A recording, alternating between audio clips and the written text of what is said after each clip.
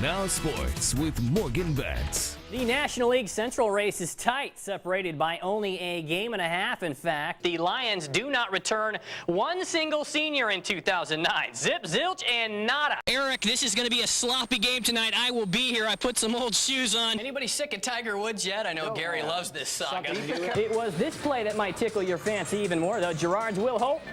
Got it. Wait, no. Ah! Kids will be at the bridge all weekend long with their chance at the ramp. The only question is, when will I get my opportunity? But if you like Rex, this one takes the cake and the party. Final lap, Denny Hamlin with the lead when Casey Kane gets picked up like inside the eye of a twister. Yeah, I was going to mention that one senior. His name is Cody Fenton, a 5'11" tight end. School records flying like the birds today. Wait for these highlights. Yeah, the Show Me State Showdown. Royals took game 1 on Friday. Game 2, I'll have highlights coming up. Bonnie, stay tuned. Also, in the red, white, and blue, could they hold off Ghana at the World Cup? Stay with me now.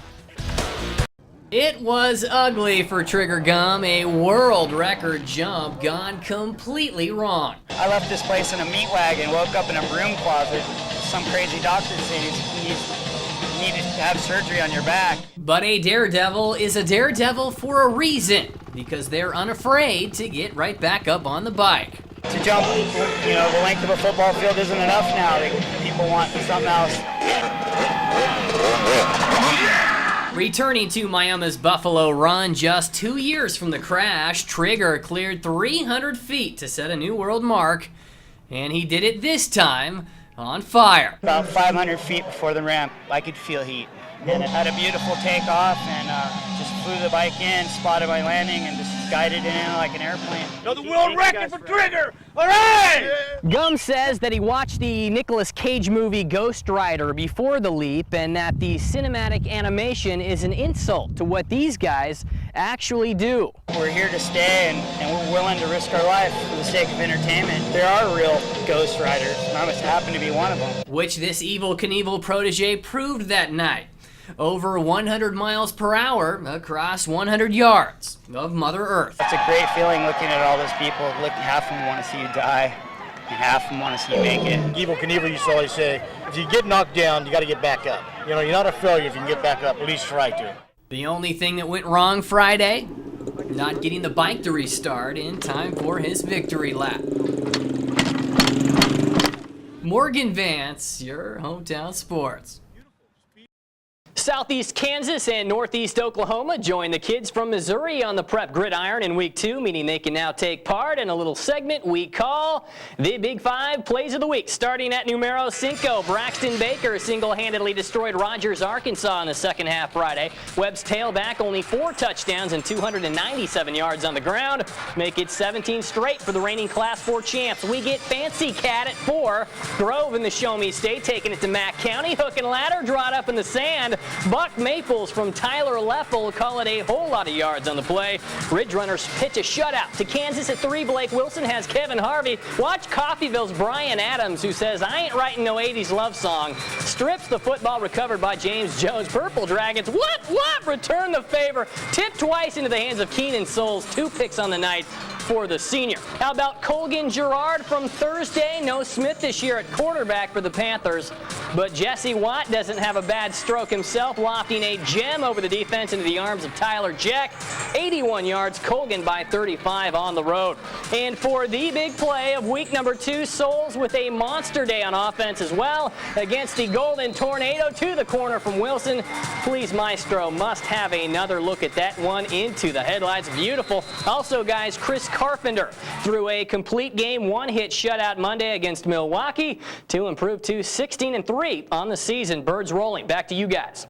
My ultimate goal is to get the school record and probably hit 200 feet. Emily Meisler isn't far off that objective. The senior thrower placed 6th in the nation a year ago and currently sits 3rd as her illustrious career in Joplin begins to wind down. She's done all the little things that have made the difference, but to be setting records here at Missouri Southern and beating some of the throwers that have preceded her, she's our newest person in a long line of great throwers here. But it wasn't a paved road for Meisler. Her heart was originally set on basketball until her high school track coach at Carl Junction saw the hidden talent and convinced her to come out. And I didn't really want to do it. But as the story goes, she did, reaching state as a senior for the Bulldogs in the shot put.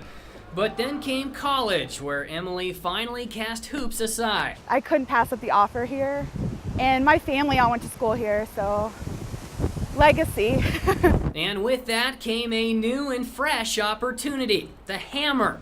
Something she never had the chance to try while in high school. We spin from our heels to our toe. I do 3 spins, some people do 2, some people do 4. It's just totally different. And ever since, Meisler has taken off. She spends a lot of time thinking about what her goals are and how she's going to go about accomplishing those. Her ability to have that mental focus and that commitment and tenacity to follow through to those goals, I think, separates her. Just to show you how difficult this really is.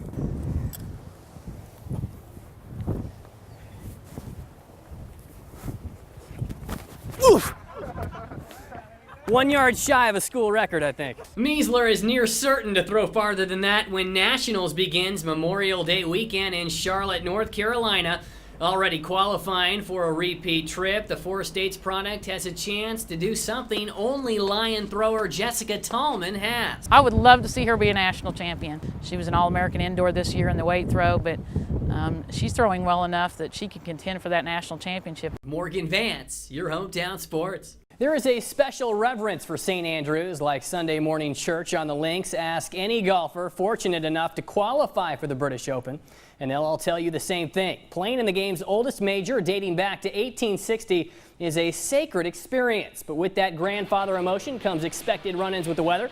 Though Mother Nature did let up some from Wednesday, Tiger Woods experimenting with a brand new putter for the first time in 11 years, going uphill for eagle, settles for birdie on 12. Good opening round, though, at 5 under. How about John Daly, dressed in circus pastel? I don't know how else to describe that Easter Bunny wardrobe. Birdies on 8. Daly finished a stroke better than Woods. Different story for lefty as Phil has to chop out of the brush. Photox forced to enter the forest along with him. He manages to par hole 12, though struggled overall. As for your top 2, South African Luis Oosthuizen rolls home birdie at 15. And one of the PGA's rising stars, Rory McIlroy, the 21-year-old Irishman, has already won this year at Quail Hollow. Sets himself up for a birdie putt to wrap up at 9 under, and he is your leader. Oosthuizen 2 strokes back with 5 golfers, including Daly, all tied for 3rd. Tiger breathing right down there next, though. And the USTA Men's Future Tournament is returning to Millennium Tennis and Fitness Club again this year. The event features a handful of professional players with world rankings. Athletes coming in from as far as Florida stateside, one even overseas from India. Prize money totals 10 grand, as well as valuable points that are needed to improve their standing.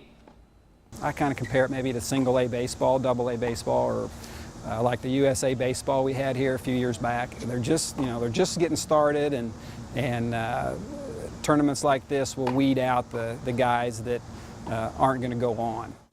The tournament begins tomorrow, or today actually, Friday, and is free to the public. Also, guys, the Cardinals beat the Los Angeles Dodgers to begin the second half of the season on a positive note. We will send it back to hometown today after this commercial break.